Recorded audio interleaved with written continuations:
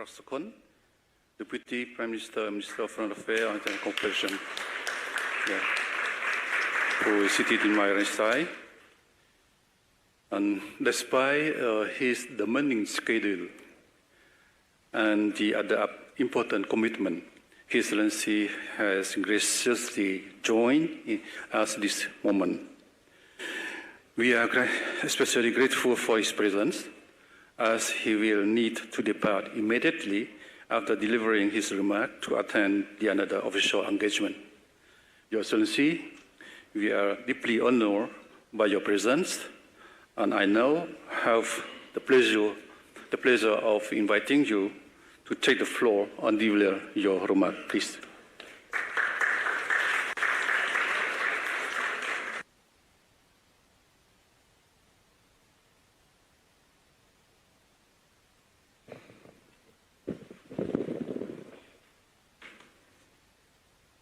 Thank you, Excellency Co-Chair. His Excellency Ogberet, First Vice President of the Senate of the Kingdom of Cambodia and Co-Chair. His Excellency Syed Yusuf Raza Chilani, Founding Chairman of the ISC and President of the Senate of Pakistan and Co-Chair. Excellencies, Honorable Speakers, Excellencies, ladies and gentlemen, may I start by expressing our deepest condolences and most sincere sympathy to our Nepali brothers for the tragedy that struck the country by recent flash flood in central Nepal. Our prayers are with the victims and their families, and we wish to express our strongest sympathy to the government and the people of Nepal. I must admit that I took a great risk in agreeing to speak this morning after yesterday's major speeches from this August Assembly, and in particular the speech of Samdech Techo Hun Sen, President of the Senate, on the state of our world and the major structural trends, the challenges government and parliament alike around the globe are facing. And of course, the speech of Samdech Techo Hun Manet, our Prime Minister, who shared his views on the close relationship between peace, resilience, inclusive development, and international cooperation. We have listened to his views on the role and the work of Parliament in contributing to the realization of these objectives. It will be, therefore, very difficult for me to avoid certain repetition, a flow that I hope you would forgive me. Nevertheless, it is a great and true honor for me to address the second Inter-Parliamentary Speakers Conference under the theme, Solidarity for Peace and Shared Prosperity,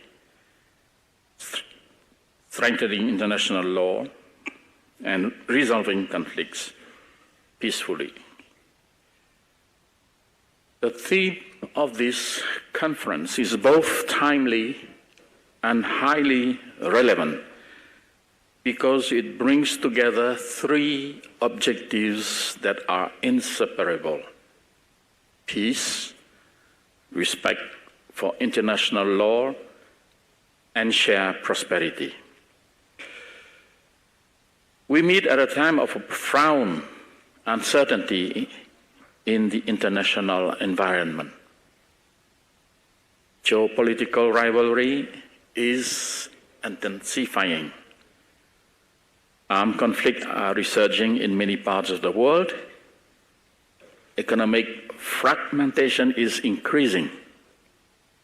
At the same time, climate change, food and energy insecurity, technological disruption, transnational crimes and other challenges are becoming increasingly interconnected.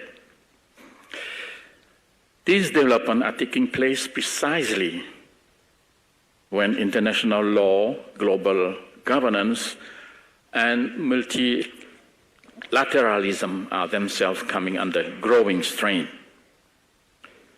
Established rules are being challenged.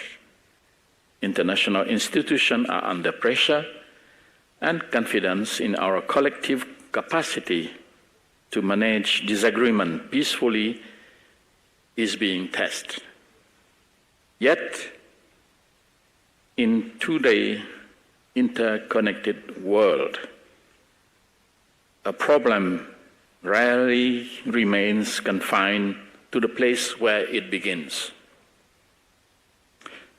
A conflict in one region can disrupt global supply chains, increase energy and food prices, affect trade and investment, generate displacement and deepen insecurity thousands of kilometers away. Climate disasters, pandemics, cyber threat and transnational crimes similarly recognize no national borders. What happens in one part of the world can quickly affect people both near and far. This reality leaves us with a simple conclusion. No country, regardless of its size, wealth, or power, can address these challenges alone. Solidarity is therefore more than an expression of goodwill. It is a practical necessity. It requires countries to work together, to respect agreed rules, to strengthen multilateral institutions, and above all, to preserve peace. However, peace is fragile. It can never be taken for granted. The growing conflicts that we witness across the world, including in our region, remind us how quickly decades of development can be destroyed and how difficult peace can be rebuilt once it has been lost. In this uncertain environment, I wish to echo an important observation made yesterday by somebody like John San. We must remain hopeful about peace, but we must also have the foresight to anticipate risk, prevent crisis, and prepare our institution and society for challenges before they arise. Cambodia understands this reality from our own painful history. Our country endured nearly 3 decades of war and conflict, including the genocidal Khmer Rouge regime that brought our country to year zero. Millions of lives were destroyed, and the development of our nation was set back for generations.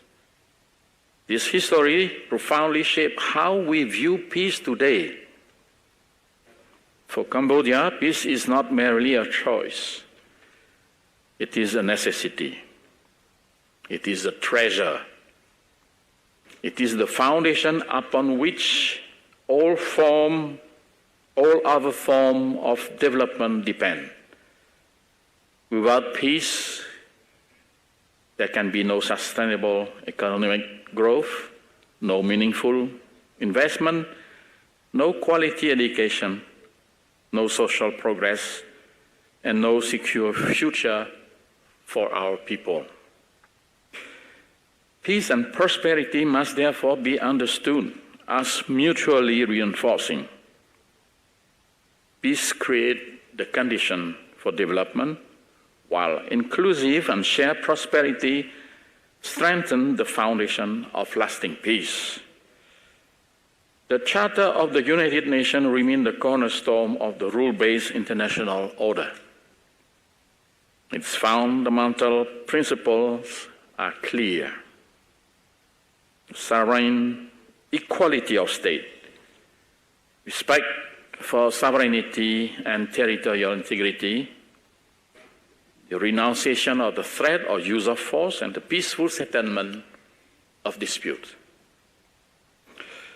These principles are not abstract legal concepts.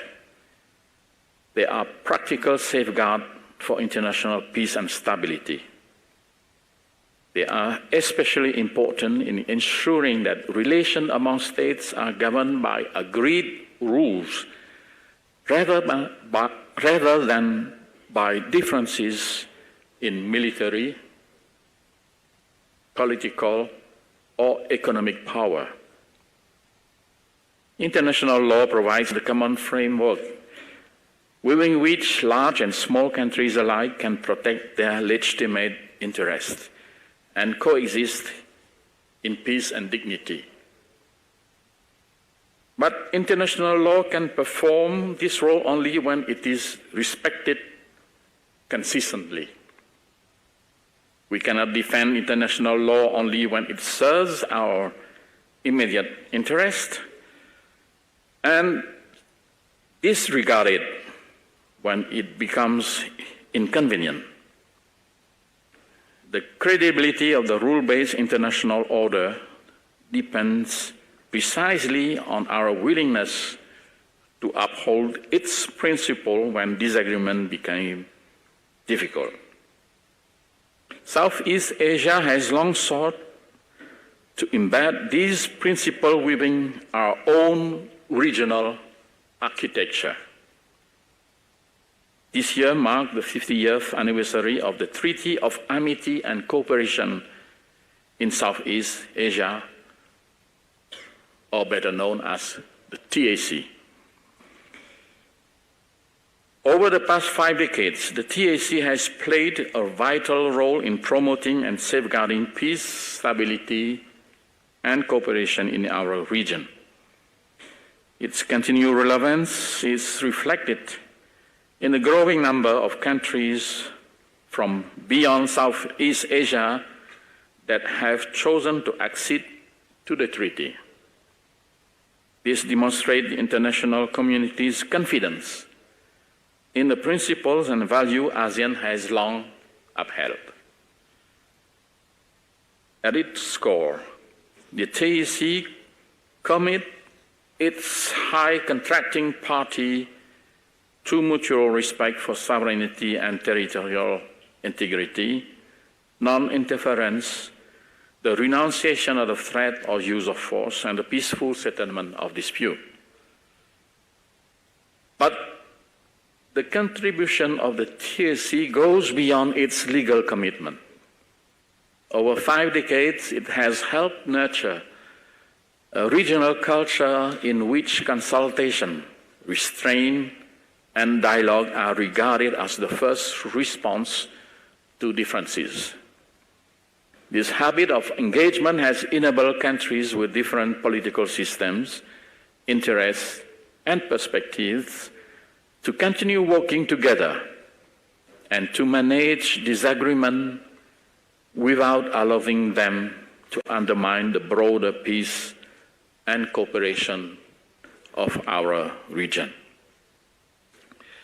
The experience of the TAC also reminds us of the importance of conflict prevention and preventive diplomacy. Preventing conflict requires regular communication and early consultation so that emerging concerns can be addressed openly and constructively before they escalate. It requires confidence-building measures that reduce misunderstanding, prevent miscalculation, and provide reassurance that disagreements will be addressed peacefully. And when disputes do arise, states should make full use of peaceful means available to them under international law, especially existing agreements that bind concerned parties. Cambodia has sought to follow precisely this approach in addressing our dispute with Thailand. I wish to take this opportunity to once again express Cambodia's sincere appreciation to friends and partners for their attention and concern they have shown regarding the situation, and in particular for their continuous support for the peaceful settlement of disputes in accordance with international law. But allow me to be clear. The Cambodia-Thailand border issue is not only relevant to the two countries concerned. It also touches directly upon principles that lie at the heart of the UN Charter, the ASEAN Charter, and the TAC, which are respect for sovereignty, territorial integrity, the renunciation of the threat or use of force, and the peaceful settlement of dispute. Despite the difficulties we have faced, Cambodia has consistently pursued peaceful and lawful means in addressing both our maritime and land border boundary issue, especially within the framework of existing treaties and agreement. With respect to the maritime boundary, following Thailand's unilateral termination of the Memorandum of Understanding 2001, or MOU 2001, which is the only bilateral framework that has existed for addressing the overlapping maritime claim between our two countries, Cambodia was somehow forced to initiate the compulsory conciliation under the 1982 United Nations Convention of the Law of the Sea, or UNCLOS. This was not an act of confrontation or escalation. It was a peaceful, lawful, and constructive step expressively provided for under international law. Now that both Cambodia and Thailand are participating in the compulsory conciliation process, we hope that it will proceed in good faith and with sincerity and contribute to a mutually acceptable solution firmly grounded in international law. The successful compulsory conciliation between Timor-Leste and Australia, the very first of its kind, is a positive and optimistic example. It demonstrates that even complex and long-standing maritime differences can be addressed constructively when states place their confidence and trust in international law and engage seriously in the process. The same commitment to peaceful means also guides Cambodia's approach to land boundary. Although the ceasefires continue to hold, the situation on the ground remains a matter of grave concern. Obstructions such as barbed wire or shipping container placed around occupied Cambodian villages continue to prevent more than 20,000 of Cambodian civilians from returning to their home without obstruction, in safety and dignity, as agreed by both sides in the joint statement of the Third Extraordinary Joint General Border Committee on the 7th December of last year.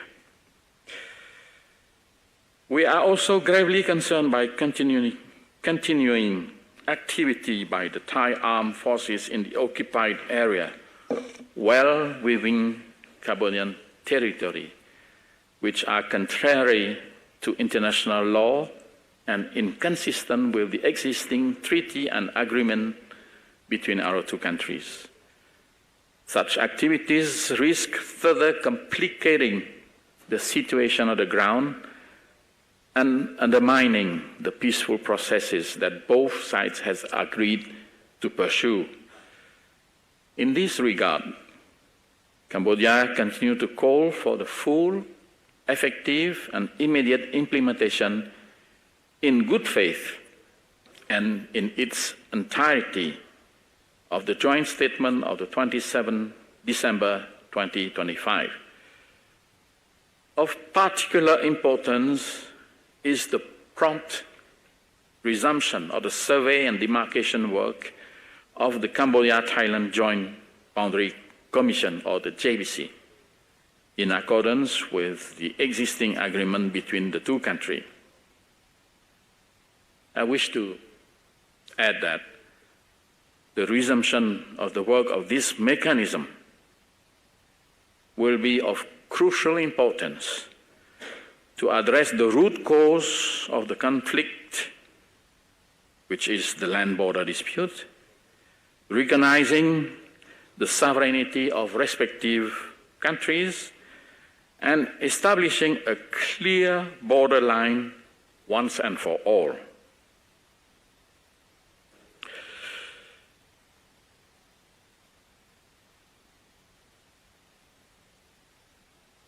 It is vital to underscore that Cambodia and Thailand has a recognized international boundary, clearly delimited more than a century ago in maps produced at a scale of 1 on 200,000 by the Commission of Delimitation of Boundary between Indochina and Siam, pursuant to the Convention of 1904 and the Treaty of 1907 between France and Siam. Furthermore, these treaties and maps were relied upon by the International Court of Justice in its judgment in 1962 and again in 2013 in the case of the Prabhupada Temple. The way forward must therefore remain firmly grounded in this legal instrument and in the mechanism agreed between the two countries. Cambodia's position in this regard is clear and principled. The national border cannot be changed or determined by force or through fait accompli. Cambodia does not and will never agree to that. It is equally important to underline that the land boundary and the maritime boundary are two separate matters, governed by different legal framework. There is therefore no legal or practical justification for using one to halt the progress of the other. Both should proceed without delay through their respective agreed legal framework and mechanism and in accordance with international law. For the affected family, there is no abstract question of international law. They concern their homes, their livelihoods, their children's education, and their ability to return to normal life. The pressing question for them is when they will be able to recover what they have built and accumulate through years of hard work and sacrifice, how they can cope with the hardship of the present, and what the future will hold for them, especially for their children. Our government has made tremendous effort to help affected families, building shelters, temporary homes, providing first necessity items. And we would like to thank friends around the region and the world for helping mitigate their hardship. I wish also to pay deep respect for our nation's solidarity, our brothers and sisters who work night and days to mitigate and help for the displaced person, those who were forcibly chased from their home.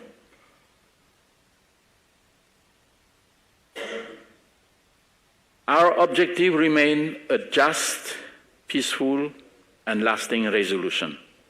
And I repeat, just, peaceful, and lasting resolution. One that will enable the people of Cambodia and Thailand to live side by side in peace, stability, and shared prosperity for this generation and for generations to come. And here, Parliament have a distinct and indispensable role in strengthening international law, preventing conflict, and translating peace into shared prosperity. As underlined by Samdech Techo Hun Sen yesterday, Parliament must actively step in their constitutional roles, acting as strategic thinkers, senior advisors who offer sound judgment, and visionaries who devise long-term crisis prevention plans that extend well beyond election cycles. In this connection, allow me to add some reflection on the importance of the role of Parliament. Parliament occupied an important place in upholding international law at the national level.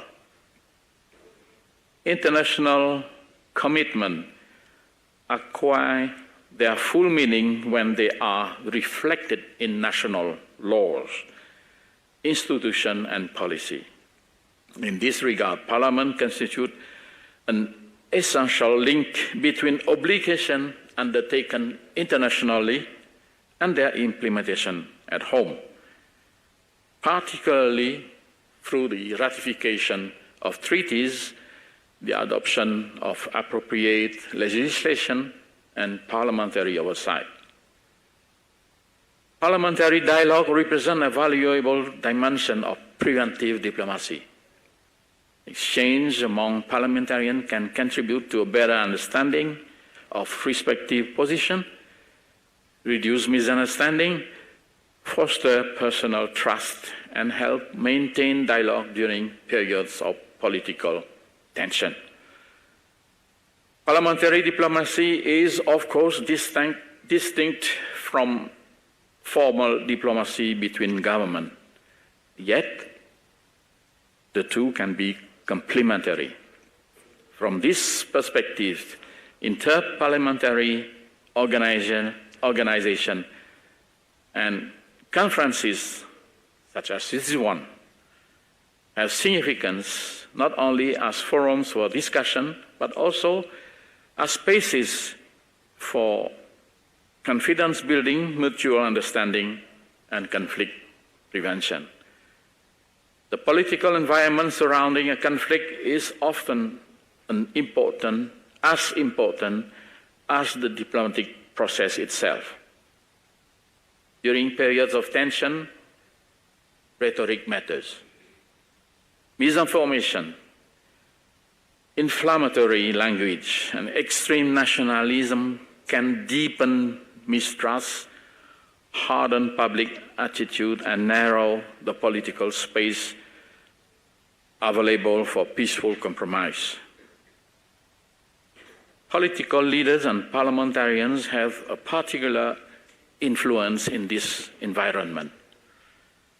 The manner in which differences are presented to the public can either encourage restraint and mutual understanding, or, on the contrary, contribute to hostility between peoples. This dimension has become even more important in the age of social media, where misinformation can spread rapidly and public emotion can be amplified within hours.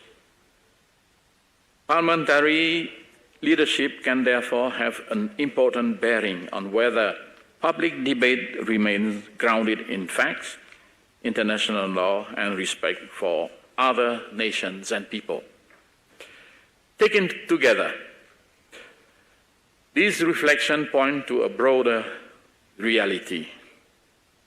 This is not the responsibility of diplomats alone. It requires engagement across institutions and society, and parliamentarians occupy a distinctive position at this intersection between the state and the people. Excellencies, ladies and gentlemen, solidarity does not mean that countries must agree on every issue. Differences are inevitable among sovereign states. What matters is how we manage those differences.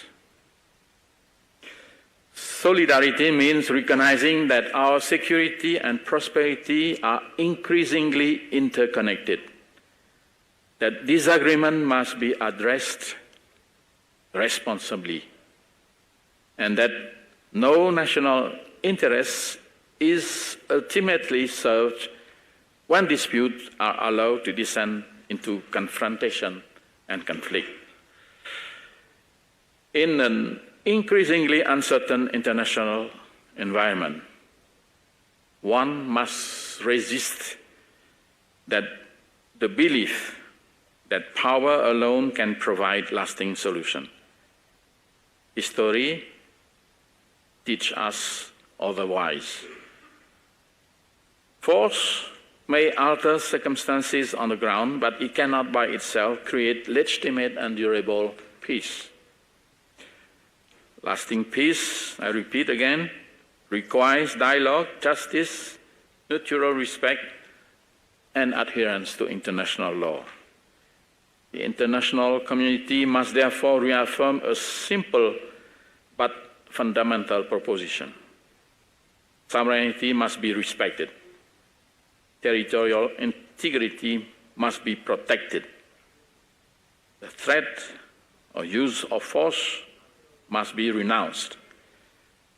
International boundary must be respected, and dispute must be resolved peacefully in accordance with international law. These commitments lie at the heart of the United Nations Charter. They are embodied in the ASEAN Charter and the TAC, and they remain indispensable to an international order in which all states, large and small, can coexist peacefully with confidence, security, and dignity. As we commemorate 50 years of the TAC, we should remember its enduring lesson. Peace requires constant commitment, restraint, mutual respect, and dialogue. These principles must not simply be repeated in declaration. They must be translated in practical conduct by government, by parliament, and by international institutions. Cambodia will continue to uphold these principles. Having experienced the devastating consequences of conflict, we know the value of peace.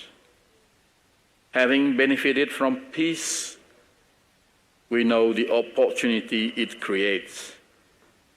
And having seen how fragile peace can be, we know that it must be protected every day. Let our solidarity strengthen peace. Let peace create the condition for shared prosperity, and let international law remain the common foundation upon which both are built. I thank you for your kind attention.